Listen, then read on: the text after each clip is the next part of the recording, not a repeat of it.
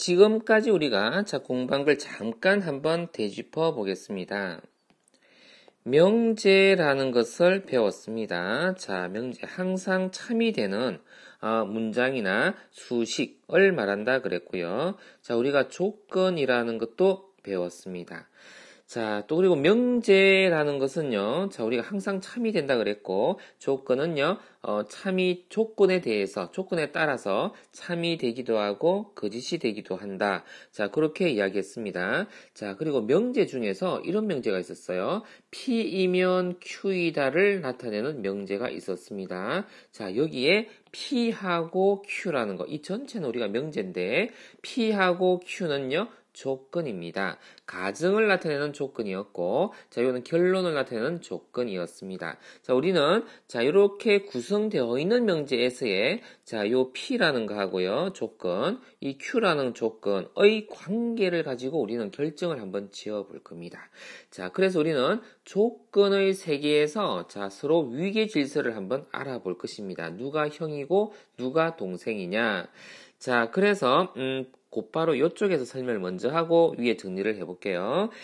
만일에 P이면 Q이다가 참이라고 한다면, P에 있는 진리집합이요, Q의 진리집합에 포함이 된다면 참이 되는 거였죠. P가 그러면 동생이에요. P의 조건이 Q를 다 만족해요. 그죠?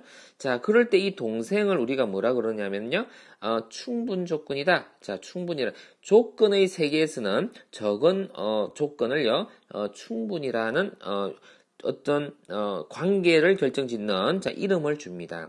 Q는요 그러면 필요 조건이라 그럽니다. 근데 이게 필요 조건이나 충분 조건이라는 게 상대가 있어야 되는 거예요.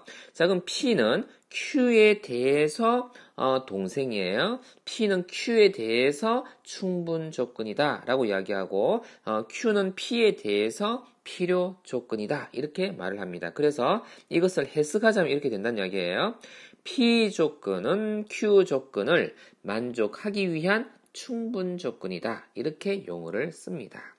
그러면 Q는 P이기 위한은 뭐가 되느냐면, Q는 P이기 위한 필요 조건이다.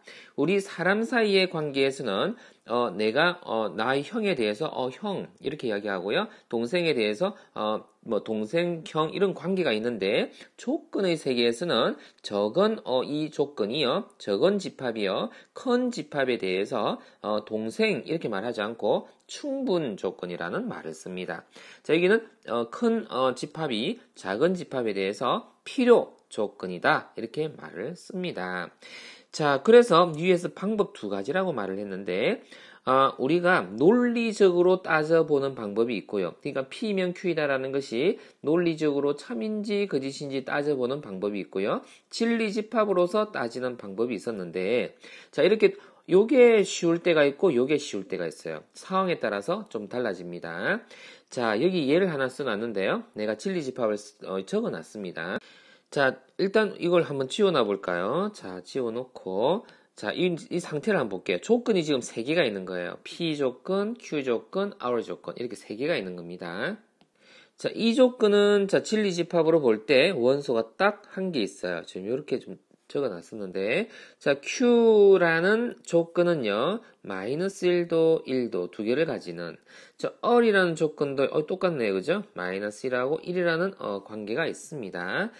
진리집합상 볼 때 P는 가장 동생이고 QR은 서로 같죠. 그럼 서로 간에 무슨 관계가 있는 것이냐면, P는 Q이기 위한 동생이죠. 근데 조건의 세계에서는 동생이라는 단어를 쓰지 않고 뭐라 쓴다고요? 충분이라는 단어를 씁니다. 그래서 여기를요, 충분 조건 이렇게 씁니다. 그냥 충분 조건이 아니라 P가 Q이기 위한 충분 조건이다 라고 쓴다고 했습니다. 그리고 그럼 Q와 R 사이에는 관계가 뭐가 되느냐? 똑같은데요? 이것을 아직 설명을 하지 않았네요. 이쪽으로 와볼게요. P이면 Q이다도 참이 되고 Q이면 P이다도 참이 되는 거. 즉 진리집합으로 볼 때 같을 때, 사람의 세계에서는 부부다 그러죠. 일심동체, 둘이 간에 똑같다 이렇게 한다고 한다면, 조건의 세계에서는 뭐라고 말을 하느냐면요, 충분 조건이다, 필요 이렇게 하지 않고 뭐라고 하느냐면 필요 충분 조건이다. 이런 말을 씁니다. 필요 충분 조건이다. 자, 그래서 Q와 R이요 똑같은 상태이기 때문에 자, 이거는 우리가 뭐라 그러냐면요. 필요 충분 조건이다. 이런 용어를 씁니다. 필요 충분 조건이다. 이렇게 쓴다는 이야기입니다. 자, 하나 더 보면 R은 P이기 위해서 더 큰 집합이죠. R의 조건이요, P의 조건을 품고 있습니다. 포함하고 있죠? 그래서 이거는, 필요 조건이다. 이렇게 이야기를 합니다. 그래서 필요. 이렇게 적어주면 됩니다. 자, 이렇게 집합 간의 관계로서 표현할 수도 있지만, 자, 논리적인 식으로서 우리가 표현해야 될 때도 있습니다. 지금 보니까 이러한 표현은요, 집합 관계로 표현하기가 사실은 까다롭습니다. 이럴 때는요, 우리가 화살표를 이용해서 표현할 경우가 있는데, 한번 봅시다. 자, 둘 다 양수예요. 자, 이거는 합이 양수고 곱이 1보다 크다라고 조건이 주어져 있습니다. 자, 볼까요? 자, 둘 다 양수이면은, 자, 이게 오른쪽으로 가는 상황이 있고요. 이렇게 가는 상황이 있고, 왼쪽으로 가는 상황이, 자, 참일까, 거짓일까를 한번 따져 볼게요.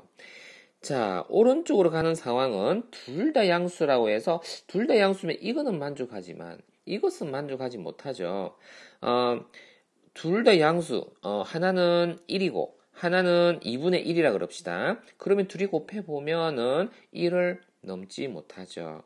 1하고 2분의 1이라면, 한번 적어볼까요? x가 만일에 1이고, y가 만일 2분의 1이라면은, 이거는 참이지만, 이걸 참이 되게 못하죠. xy 곱이 2분의 1밖에 안 되니까 1보다 크지가 않죠.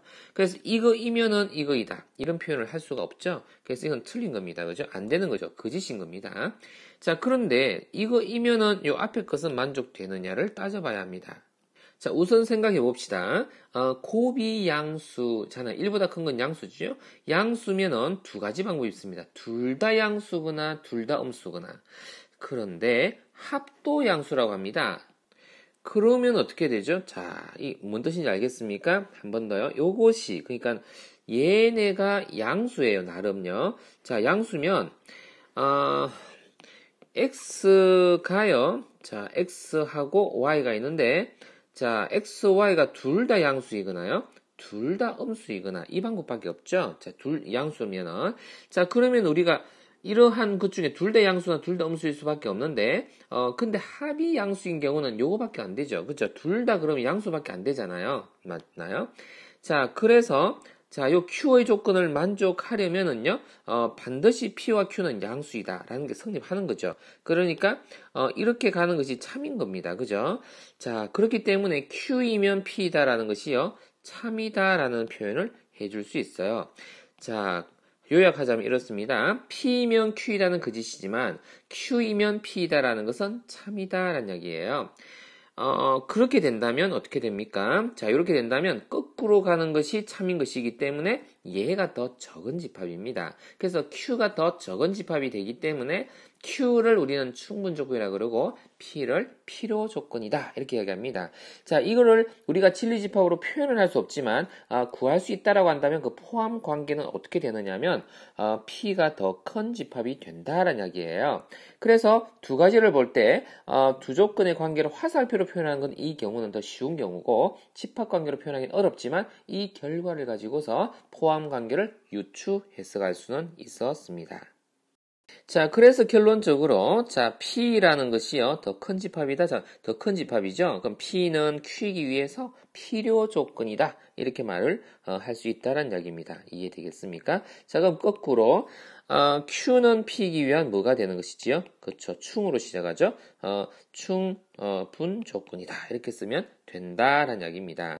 자, 그것을 우리가 벤 다이어그램 관계로 한번 살펴볼게요. 자, 이 경우에 P가 Q에 속하고 있죠. 자, 그래서 P라는 것이 Q에 속하고 있다라는 것을 벤 다이어그램으로 알 수 있는데, 자, 그렇기 때문에 P면 Q이다. 이것이 참이다라는 것을 알 수 있죠. 그죠? 이므로 자, 뭐라고 생각할 수 있는지 알겠죠? 자, 있기 때문에 조건 P는 조건 Q의 충분 조건이다. 이렇게 알 수 있고요. 그리고 조건 Q는요, 조건 P의 충분이 아니라 필요 조건이다. 이렇게 알 수 있겠다라는 이야기입니다. 필요 이렇게 적어주면 되죠. 자, 그런데 두 번째 것처럼 포함 관계가 전혀 성립하지 않는 경우가 있을 수 있어요. 자, P가 Q에 속하는 것도 아니고 Q가 P에 속하는 것도 아니다라고 합시다. 자, 그럼 이런 경우는 어떤 경우냐면요. 그러니까 P이면 Q인 것도 거짓이 되는 것이고, 그죠? 자, Q이면 P다라는 것도요, 거짓이 되는 경우고, 둘 다 거짓이에요. 아무런 관계가 없는 거예요. 자, 그렇기 때문에, 자, 이럴 때, 자, 두 조건 PQ는요, 아무런 관계도 아니다라고 이야기를 합니다.